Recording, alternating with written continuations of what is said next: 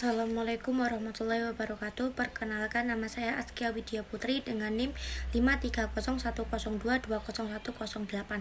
Pada video ini saya akan menjelaskan tentang perubahan sosial.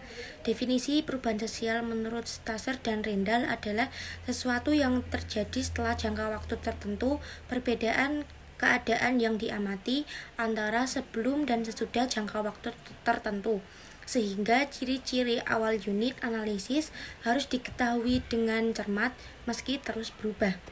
Perubahan sosial menurut Hawley adalah setiap perubahan yang tak terulang dari sistem sosial sebagai satu kesatuan. Intinya, perubahan sosial adalah perubahan dalam struktur, norma, nilai-nilai, dan hubungan sosial dalam masyarakat.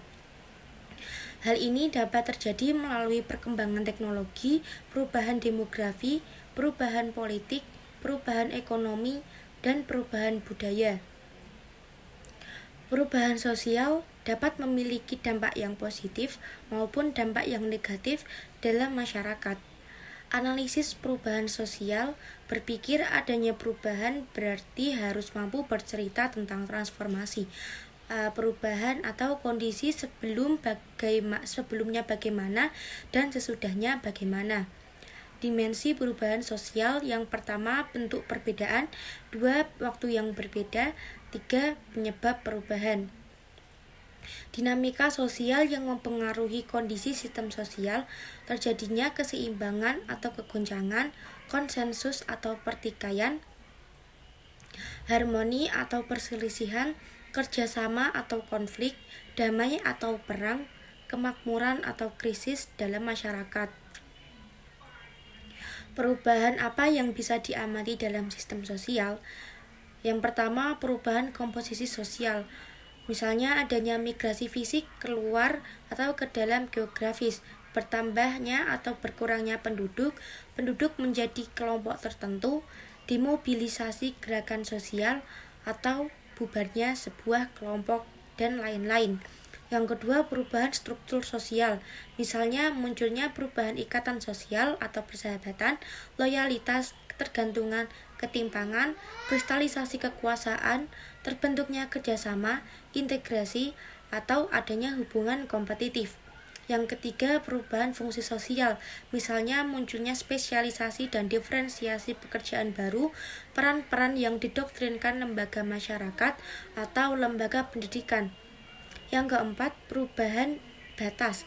Misalnya adanya penggabungan beberapa atau satu kelompok oleh kelompok yang lain yang berkuasa, penaklukan, mengundurnya kriteria keanggotaan kelompok, atau demokratisasi keanggotaan.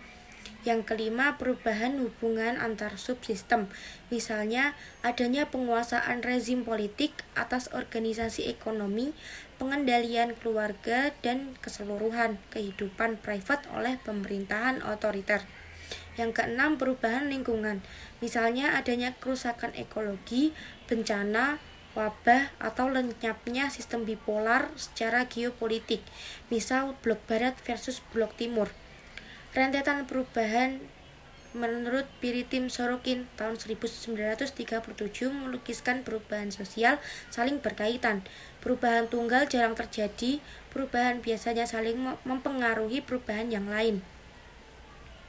Konsep proses sosial menunjukkan: 1. Ada berbagai perubahan; 2. Mengubah satu sistem sosial; 3. Saling berhubungan sebab akibat; 4. Perubahan saling mengikuti satu sama lain dalam rentetan. Contoh: industrialisasi, modernisasi, demokratisasi, perang dunia, dan lain-lain. Bagaimana memahami perubahan sosial yang kompleks? Untuk memahami perubahan sosial harus paham tipologi proses sosialnya, yaitu: yang pertama, bagaimana bentuk proses sosial yang terjadi; yang kedua, bagaimana hasilnya; yang ketiga, bagaimana kesadaran adanya proses sosial di kalangan masyarakat; yang keempat, bagaimana kekuatan yang menggerakkan proses sosial; 5. Bagaimana tingkat realitas sosial di tempat proses sosial; 6. Bagaimana jangka waktu berlangsungnya proses sosial itu. Contoh perubahan dalam adat dan kebiasaan. Adat dan kebiasaan lokal dalam masyarakat juga dapat mengalami perubahan, misalnya tradisi, makanan, pakaian, atau bahasa lokal dapat terpengaruh oleh pengaruh budaya luar atau globalisasi. Hal ini dapat menyebabkan pergeseran dalam cara hidup dan identitas budaya masyarakat. Contoh dalam kehidupan saya adalah dahulunya anak-anak sering bermain di luar rumah, memainkan permainan tradisional seperti congkak, bekel, gobak sodor, layang-layang, dan lain sebagainya. Dengan adanya modernisasi seperti berkembangnya teknologi, kini anak-anak jarang melakukan kegiatan di luar ruangan dan cenderung memainkan gadget di dalam ruangan.